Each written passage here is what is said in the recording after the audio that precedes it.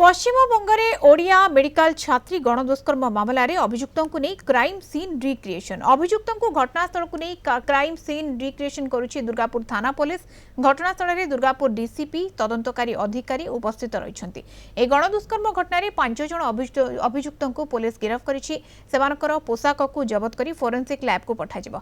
अभियुक्तों को मुहांमुही जेरा करा सूचना मिली। गाँ लोकों को पचराउचरा घटनास्थल किसी प्रमाण मिली। सेपटे फास्ट्राक कोर्ट रे विचार दाबी कले ओडिशा महिला कमिशन अध्यक्षा। पीड़िता को सर्वोत्तम चिकित्सा सेवा जोगाई देवाकू पश्चिमबंग मुख्यमंत्री ममता बनर्जी को अनुरोध करिसेंती शोभना महांती।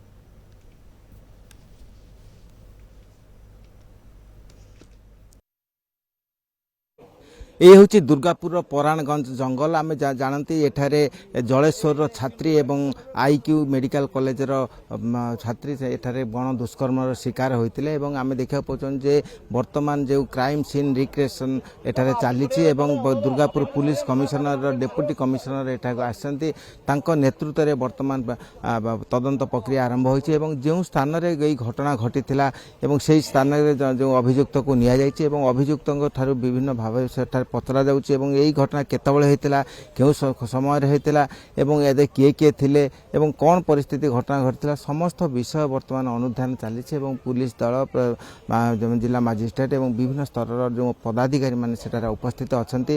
एक भिन्न परिमंडल कार्य तो एठारे सृष्टि होइछि। आमे जानती जे एही विषय कड़ा पदक्षेप ग्रहण करिया पई मुख्यमंत्री ममता बनर्जी निर्देश दैछंती। सेही मुताबिक या मध्ये 5 जन को गिरफ्त करा जायछि। 5 जन को विभिन्न पर्यायर जेरा दुर्गापुर अदालत महकुमा अदालत रे सेमानकु उपस्थापन करा जायतिला। 10 दिन पाई पुलिस हेफाजत रखा जायछि। तेणु आज आम देखा पाउछंती जे जन को अणाई एवं सेमानकु जो क्राइम सीन रिक्रिएशन वर्तमान चली यह पूर्व 2 पर्यायर अन्न मानक करा जायछि। तेणु परिस्थिति कार्य तो गंभीर होइछि एवं आम अन्य पक्ष जदि देखिबा जे गण बलात्कार घटना को नहीं राजनैतिक नेता माने प्रतिवादर स्वर को तीव्र करिसेंती एवं आज बालेश्वर सांसद प्रताप षडंगी घटनास्थल में आसबे और डाक्तर मान सहित आलोचना करेंगे, पीड़िता सहित आलोचना करेंगे। या मध्य मुख्यमंत्री मोहन चरण माझी पीड़िता सहित टेलीफोन रे कथा होती माँ सहित कथा होती।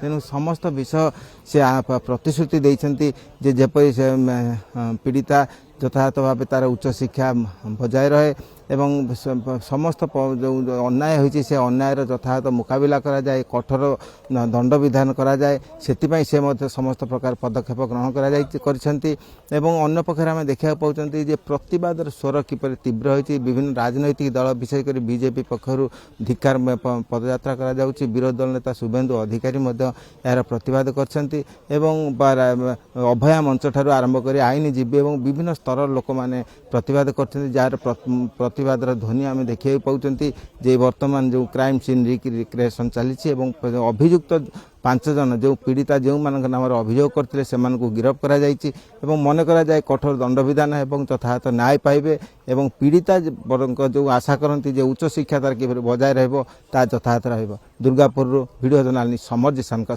प्रमोद महांती, कलिंगा टीवी।